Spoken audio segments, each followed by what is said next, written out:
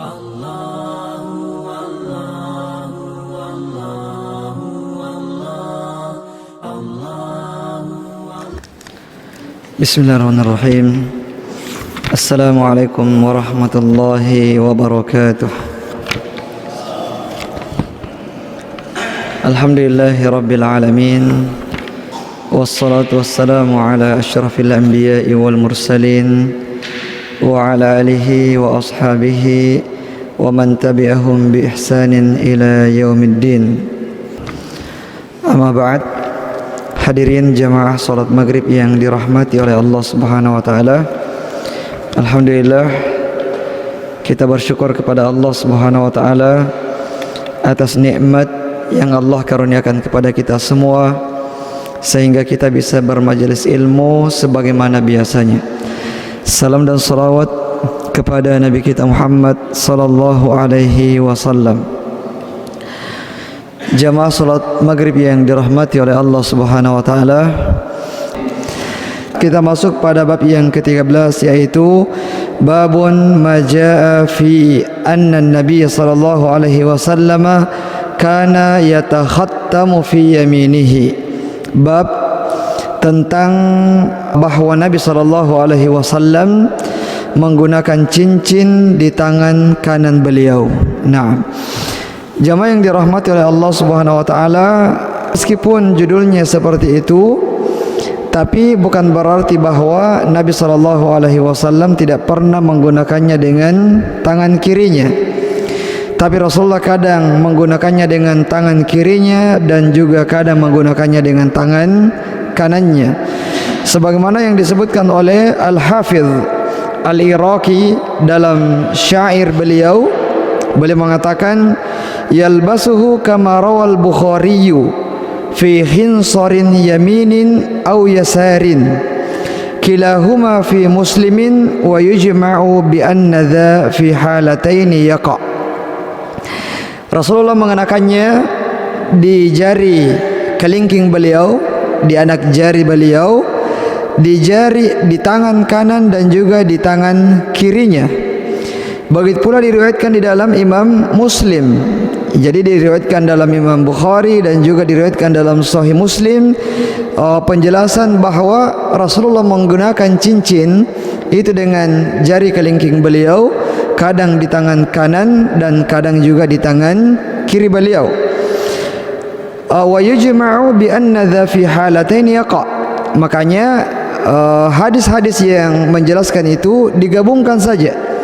Digabungkan dan tidak dipertentangkan bahwa ini lebih rajih daripada yang lain, tapi dipadukan bahwa Rasulullah kadang mengenakannya dengan tangan kanannya dan kadang mengenakannya dengan tangan kiri beliau.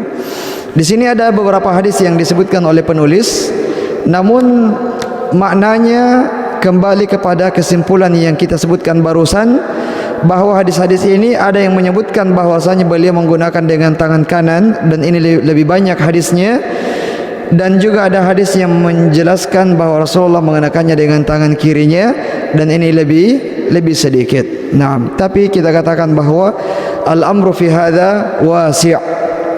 Perkara ini perkara yang luas, perkara yang fleksibel. Dengan tangan apa saja kita menggunakannya, tidak ada dosa di dalamnya. Nah, kemudian kita pindah, kita langkai hadis-hadis ini karena semuanya mengarah kepada satu kesimpulan yang kita sebutkan tadi. Kemudian kita pindah ke bab yang ke-14, yaitu babun ma jaa fi sifati sayfi Rasulillah sallallahu alaihi wasallam. Bab tentang penjelasan mengenai pedang yang digunakan oleh Nabi sallallahu alaihi wasallam. Jadi ini Rasulullah SAW adalah seorang pribadi yang dimana penjelasan tentang beliau itu bisa kita dapatkan dengan sedetail-detailnya. Nah, silakan kita mencari tokoh manapun itu dan kita mau mencari bagaimana penjelasannya secara mendetail, itu tidak akan mungkin kita dapatkan. Adapun Nabi sallallahu alaihi wasallam yang menulis tentang perjalanan beliau, sirah beliau itu sangat banyak dengan berbagai macam sudut pandang. Ada yang lebih menekankan kepada masalah jihadnya Rasulullah, ada yang lebih menekankan kepada bagaimana perjalanan dakwah beliau, dakwah sirriyah, dakwah jahriyah, dan seterusnya. Dengan sudut pandang yang berbeda-beda, namun semuanya menjelaskan dan saling melengkapi satu sama lain tentang bagaimana perjalanan kehidupan dan biografi dari Nabi kita Muhammad sallallahu alaihi wasallam. Begitu pula apalagi dengan buku ini yang menjelaskan tentang bagaimana ciri fisik beliau, bagaimana rambutnya, bagaimana bahkan tentang pakaiannya, pedangnya, cincinnya, semua yang digunakannya. Nah, dijelaskan secara mendetail. Dan ini kecintaan umat Rasulullah SAW kepada beliau, sehingga mereka menggali dan menggali, kemudian membukukan agar umat Islam mengenal betul siapa itu nabinya, agar umat Islam benar-benar mengenali bagaimana keseharian dan kehidupan Nabi kita Muhammad sallallahu alaihi wasallam, dan pantas untuk kita mengetahuinya. Sangat wajar, bahkan justru kita mengatakan sesuatu yang memalukan jika kita mengakui sebagai umat Muhammad sallallahu alaihi wasallam, umat Rasulullah yang mencintai beliau, namun kemudian tidak mengetahui tentang biografi beliau. Padahal Rasulullah itu sangat mencintai umatnya. Rasulullah sangat mencintai umatnya, sampai di akhir kehidupan beliau di dunia ini, beliau masih sering memikirkan umatnya, ummati, ummati, umatku, umatku. Nah, menunjukkan bagaimana besarnya kepedulian, keresahan, kekhawatiran dari Nabi sallallahu alaihi wasallam kepada kita semuanya. Nah, kita sebagai umatnya yang dikhawatirkan ini, sudah seharusnya untuk kemudian menggali dan mengetahui secara mendetail bagaimana karakter, kepribadian, sirah, perjalanan hidup Nabi kita Muhammad sallallahu alaihi wasallam. Nah, taib. Jadi jamaah yang dirahmati oleh Allah Subhanahu wa taala, di sini pensyarah menyebutkan bahwa bab ini, bab tentang pedang Nabi sallallahu alaihi wasallam, disebutkan setelah menyebutkan tentang stempel atau cincin Nabi SAW yang merupakan stempel beliau. Cincin itu yang digunakan sebagai stempel yang akan dikirim surat tersebut kepada raja-raja. Nah, kata pensyarah bahwa ada naktatun latifah, ada sebuah faidah. Nah, ada sebuah faidah. Kenapa sampai penulis mendahulukan tentang khatam dibandingkan dengan tentang pedang? Nah, dan hikmah yang dimaksud tersebut adalah bahwa dalam agama kita yang didahulukan dalam berdakwah adalah dakwah bil lisan wa bir risalah. Dakwah bil lisan atau bir risalah dibandingkan dakwah bis sinan. Nah, jadi yang didahulukan itu adalah dakwah dengan lisan, dengan tulisan, dengan lemah lembut, mengajak orang masuk Islam dengan cara yang halus, dengan cara mendakwahi mereka dengan tata krama yang baik dan seterusnya. Ini yang nomor satu. Nah, kemudian setelah itu barulah berpindah kepada dakwah bis sinan, bis silah, dakwah dengan pedang. Nah, dan Rasulullah SAW itu yang beliau ajarkan di dalam agama kita ini, sehingga keliru orang-orang yang mengatakan bahwa Islam itu pokoknya tidak terima kalau tidak ada pertumpahan darah di situ, agar orang-orang memeluk agama Islam. Tidak. Bahkan dalam jihad fisabilillah ini sudah sampai kaum muslimin di negerinya orang-orang kafir setelah didakwai, setelah diberikan surat agar mereka masuk Islam, tapi mereka tidak mau masuk Islam. Pada saat kaum muslimin mengutus pasukan ke sana, itu tidak langsung digempur, tapi diajak dulu masuk Islam. In tuslim taslam. Kalau kalian masuk Islam, maka kalian akan selamat. Nah, disuruh dulu masuk Islam, diajak masuk Islam. Mereka tidak terima. Ya kalau begitu bayar jizyah saja. Nah, bayar jizyah. Tidak terima juga, baru ad-da'wah bis-sinan. Ayo kalau begitu ayo kita berperang. Nah, ayo kita berperang. Jadi perang itu adalah alternatif yang paling terakhir. Setelah menempuh dakwah bil lisan, kemudian mereka tidak mau, maka dengan jizyah, dengan harta mereka, sebagaimana kaum muslimin yang juga diwajibkan untuk membayar zakat. Ya, maka orang-orang kafir yang akan dilindungi oleh kaum muslimin sebagai ahlul zimmah, mereka berkewajiban untuk membayar jizyah. Kalau mereka tidak mau, barulah kemudian dengan pedang. Jadi ini yang perlu kita ketahui, bahwa pedang atau jihad itu adalah alternatif yang terakhir. Ya, alternatif yang terakhir itu pun dengan tujuan untuk mengalahkan dan menghancurkan kekuatan yang menghalangi manusia untuk mengenal agama Islam.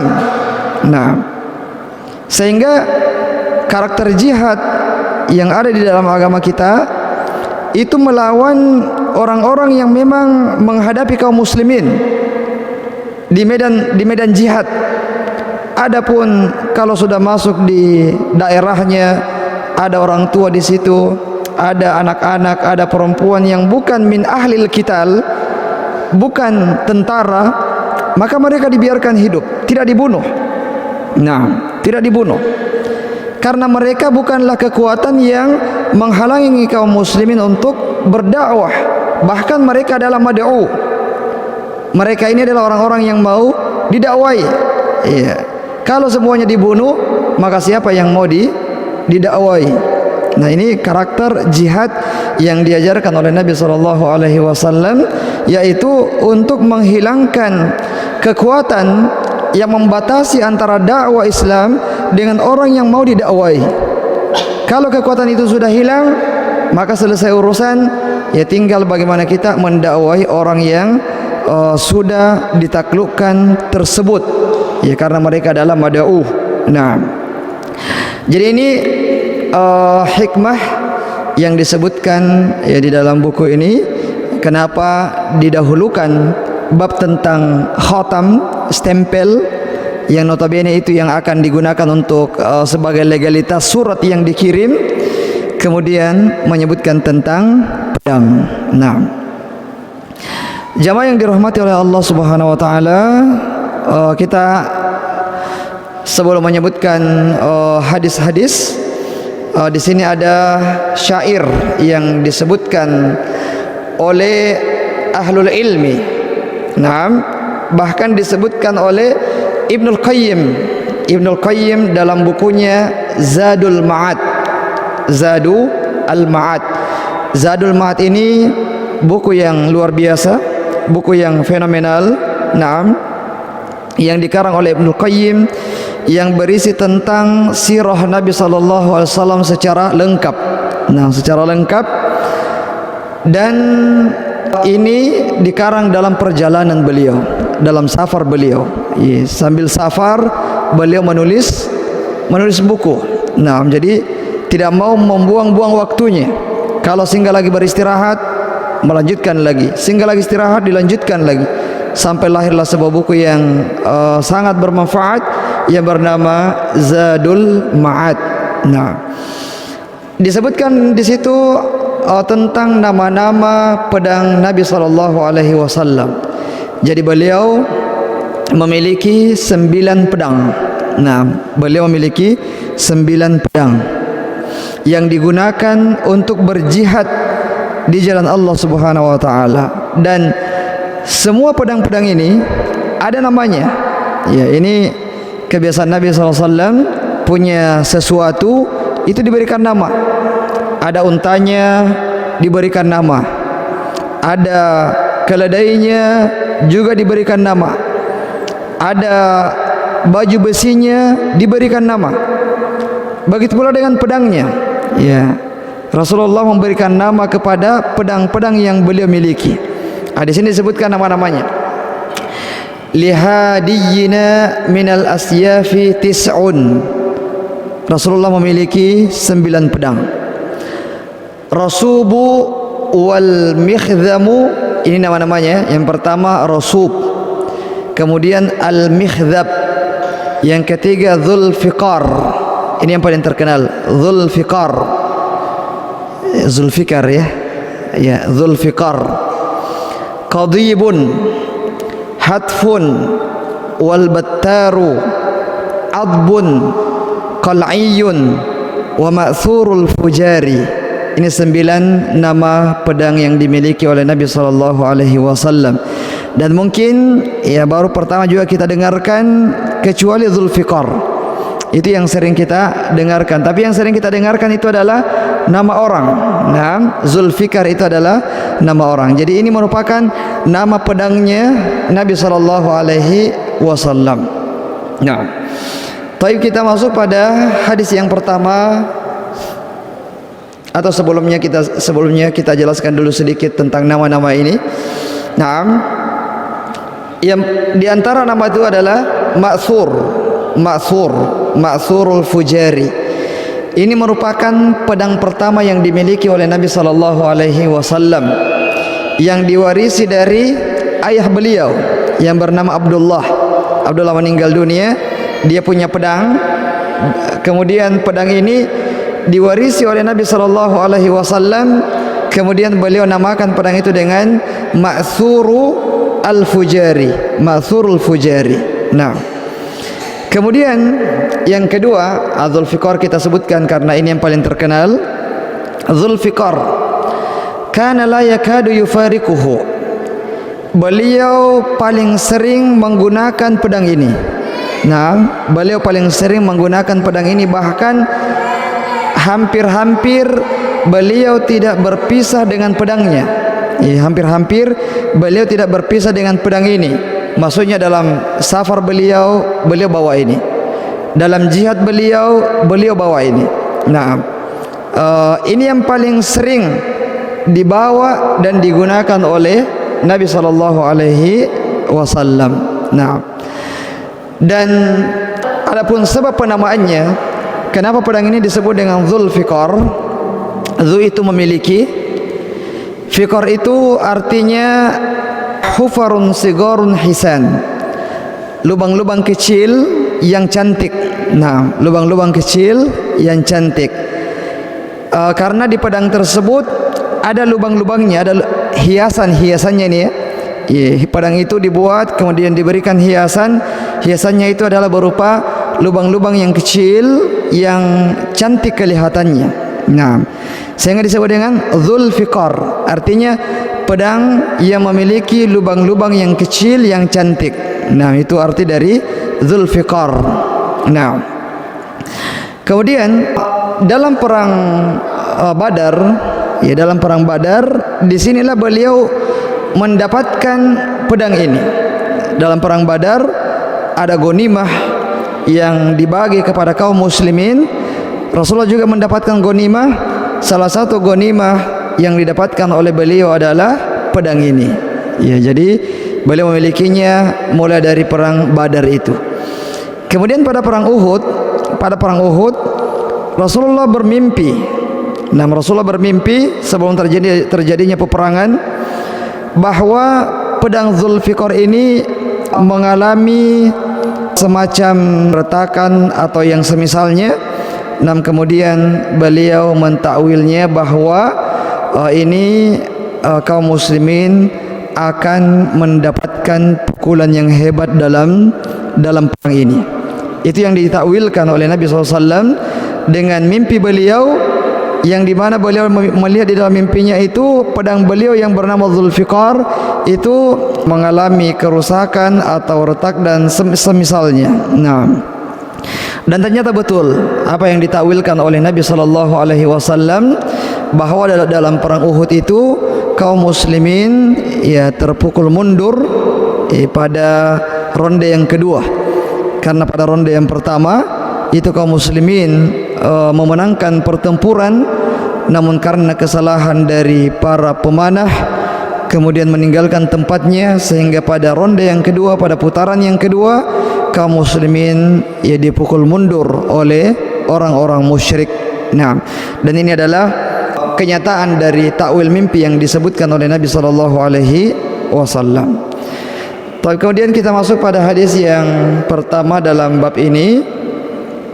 Haddatsana Muhammad bin Bashar qala haddatsana Wahb bin Jarir qala haddatsana Abi an Qatadah an Anas qala kanat qabi'atu sayfi Rasulullah sallallahu alaihi wasallam min fiddah. Menceritakan kepada kami Muhammad bin Bashar, dia mengatakan menceritakan kepada kami Wahbu bin Jarir, dia mengatakan menceritakan kepada kami ayah saya yaitu Jarir dari Qatadah dari Anas, dia mengatakan bahwa Qabi'ah itu penahan ya, ada pedang, ada tempat memegangnya, kemudian antara tempat memegang dengan pedangnya yang tajam itu ada pembatas. Nah, ada pembatasnya. Ini disebut dengan qabi'ah. Qabi'ah pedangnya Rasulullah itu terbuat dari fiddah. Ya, terbuat dari perak. Nah, terbuat dari perak atau ada campuran peraknya.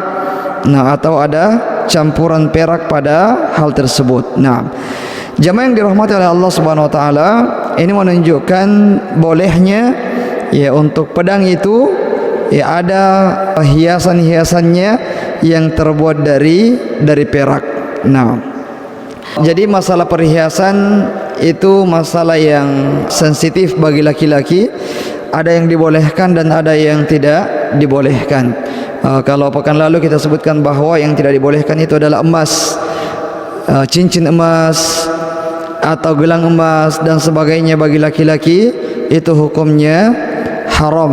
Nah, begitu pula dengan aksesoris yang lain seperti jam tangan, kemudian ada hiasan-hiasan emasnya, emas betulan, maka itu juga tidak diperbolehkan. Nah, adapun pedang ada lapisannya berupa perak sebagai hiasan, ini dibolehkan sebagaimana yang digunakan oleh Nabi sallallahu alaihi wasallam. Nah, taib. Kemudian hadis yang kedua ini juga mirip ya, mirip begitu pula dengan hadis yang ketiga. Jadi tidak perlu kita membahasnya. Sekarang kita masuk pada bab yang ke-15. Ya, bab yang ke-15 yaitu babu ma jaa fi sifati dir'i Rasulullah sallallahu alaihi wasallam. Bab tentang bagaimana sifat baju besi. Baju besinya Nabi sallallahu alaihi wasallam. Nah, baju besi ini yang digunakan oleh seorang prajurit, seorang mujahid dalam berperang, untuk meminimalisir cedera-cedera akibat sabetan pedang atau tusukan tombak atau lemparan anak panah. Jadi kalau ada baju besinya, kalaupun harus cedera, maka cederanya tidak parah, karena ada yang menahannya.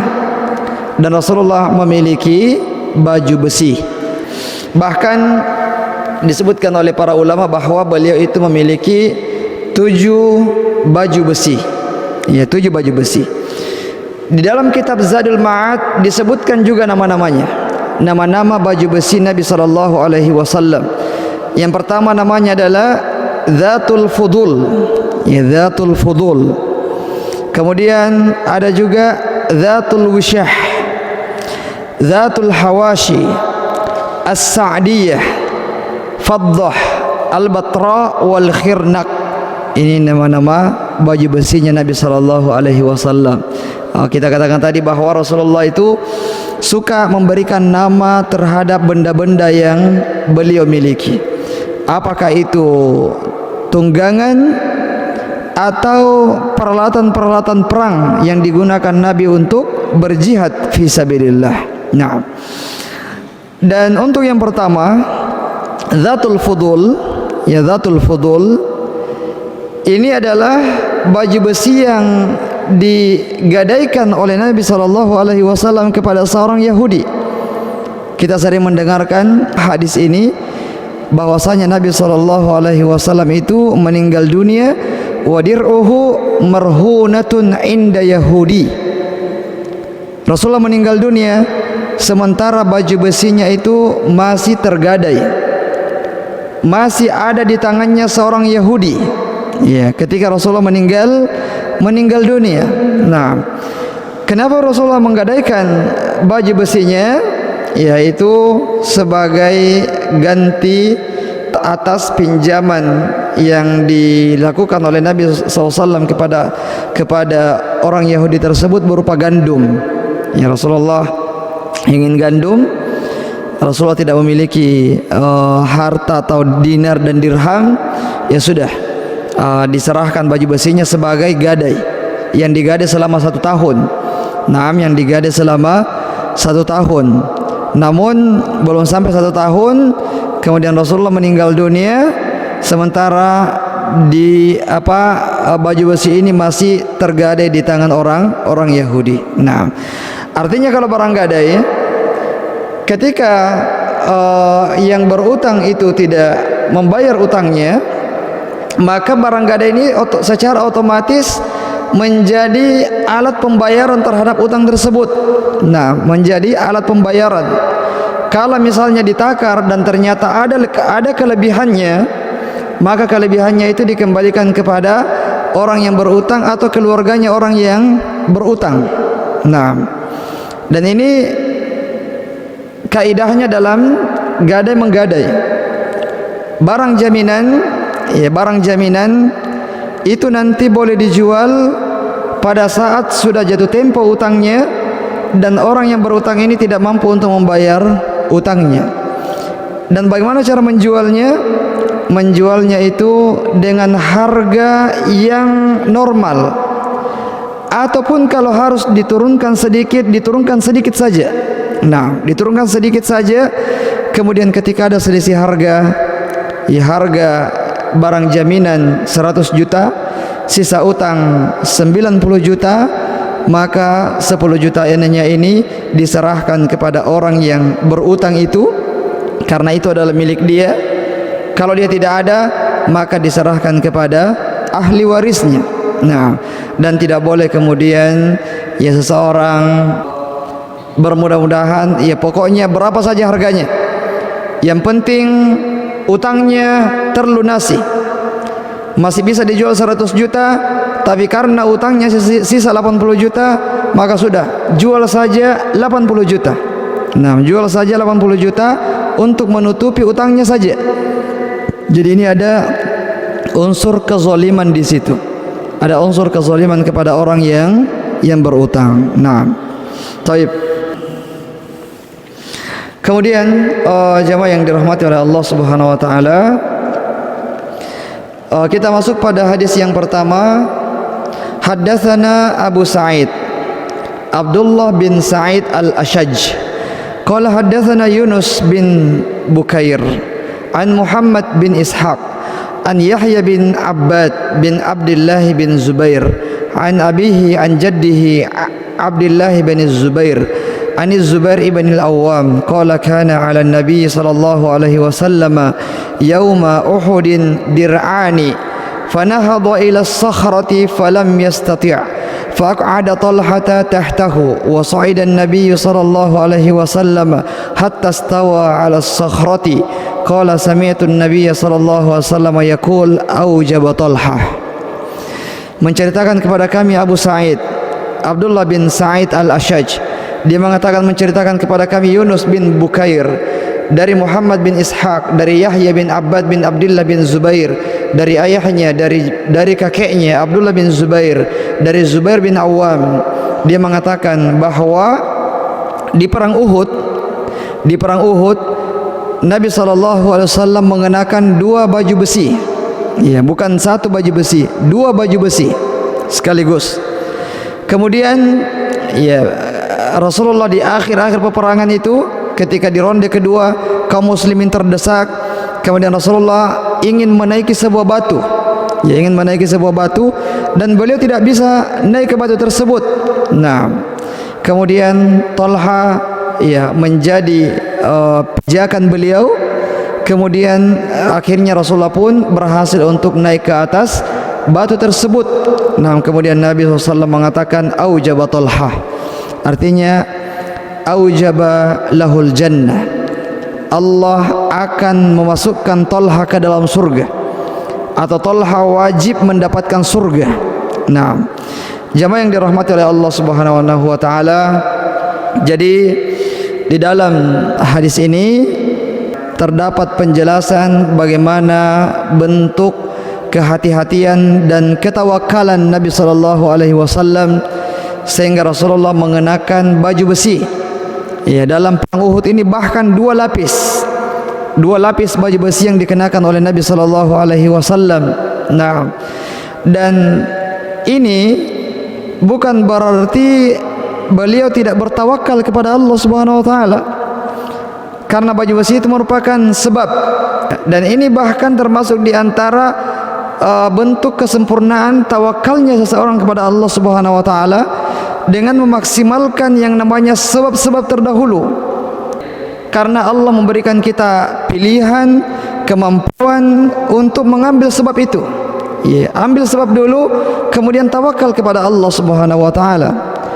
Jangan menjadi orang-orang yang bertawakal dan tidak mau mengambil sebab.